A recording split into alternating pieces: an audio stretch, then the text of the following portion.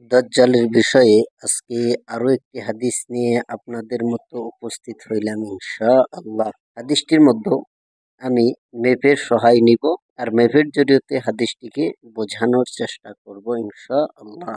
দাজ্জালের অনুসারী কোনো সন্দেহ নেই, অলৌকিক সব ক্ষমতা এবং জাদুময়ী কর্মকাণ্ডের দরুন দাজ্জাল প্রচুর লোককে অনুসারী বানিয়ে ফেলবে। কেউ লোভে আর কেউ আক্রমণের ভয়ে তার দলে যোগ দেবেন। আবার কেউ ইসলামকে নিঃশেষ করতে তার বাহিনীতে শামিল হবেন। আসেন আমরা হাদিসটি দেখি ইনশাআল্লাহ। আন আনাস ইবনে মালিক রাদিয়াল্লাহু তাআলা আনহু আন্না রাসূলুল্লাহ সাল্লাল্লাহু আলাইহি ওয়াসাল্লাম قال হযরতে আনাস ইবনে মালিক রাদিয়াল্লাহু তাআলা আনহু হতে বর্ণিত রাসূলুল্লাহ সাল্লাল্লাহু আলাইহি সাল্লাম বলেছেন, ইয়াতবাউদ দাজ্জালা মিন ইহুদি আসফাহান। আল্লাহ রসুল সাল্লাল্লাহু আলাইহি সাল্লাম বলেন, আসফাহান অঞ্চলের ইহুদিরা দাজ্জালের অনুসারী হবে। এইবার এই আসফাহান অঞ্চলের কতগুলো ইহুদি দাজ্জালের অনুসারী হবে? আল্লাহ রসুল সাল্লাল্লাহু আলাইহি সাল্লাম বলেন, সাবউনা আলফান, 70,000 ইহুদি হবে।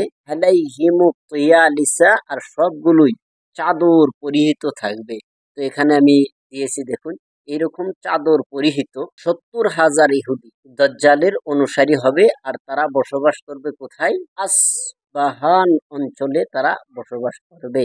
তো সুতরাং হাদিসটার মধ্যে আল্লাহ রসুল সাল্লাল্লাহু আলাইহি সাল্লাম বললেন, 70,000 আসফাহান অঞ্চলের ইহুদি চাদর পরিহিত তারা দাজ্জালের অনুসারী হবে বা দাজ্জালের সাথে তারা থাকবে। তো এই আসবাহান অঞ্চলটা কোথায় আছে?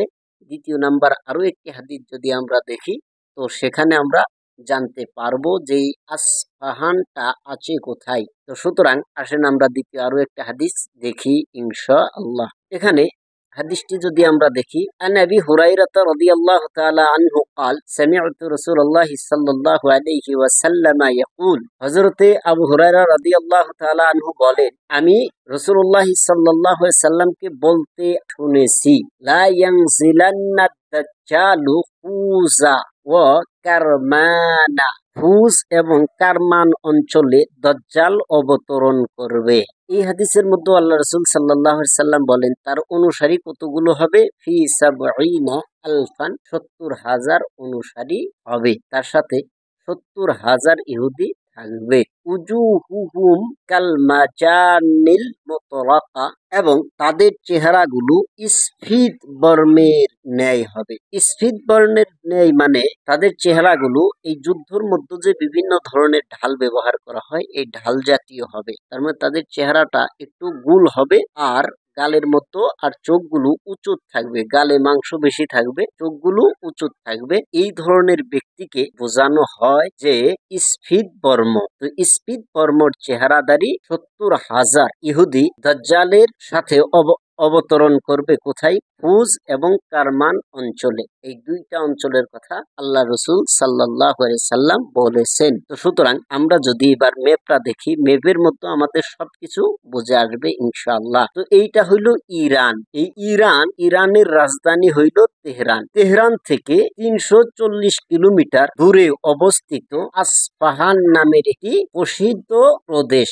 এই উপরের হাদিসে যে গেল আসফাহান, এই আসফাহানটা কোথায় এখন এই ম্যাপের জরিয়তে আমরা জানতে পারলাম। তেহরান থেকে 340 কিলোমিটার দূরে অবস্থিত এই আসফাহান, তার মধ্য ইরানের মধ্যে একটি প্রদেশের নাম হইল আসফাহান। এই আসফাহান অঞ্চলে বর্তমান 30,000 ইহুদি বসবাস করেন। এইটা হইল ইরানের সরকারি গণনা অনুযায়ী সেখানে বর্তমান সময়ে 30,000 ইহুদির বসবাস আছে বা বর্তমান দিন। তো সুতরাং এই আসফাহান অঞ্চলে 70,000 ইহুদি দাজ্জালের অনুসারী হবে, আমরা বুঝতে পারলাম। আর এটা আছে কোথায়? মধ্য ইরানে। তেহরান থেকে, ইরানের রাজধানী তেহরান থেকে 340 কিলোমিটার দূরে একটি প্রদেশ, যেটা মধ্য ইরানের আমরা বলতে পারি এই আসফাহান। আর এই হাদিসের মধ্যে দুইটা শব্দ আল্লাহ রসুল সাল্লাল্লাহু আলাইহি সাল্লাম বলছেন, একটা বলছেন খুস আর দ্বিতীয়টা বলছেন কারমান।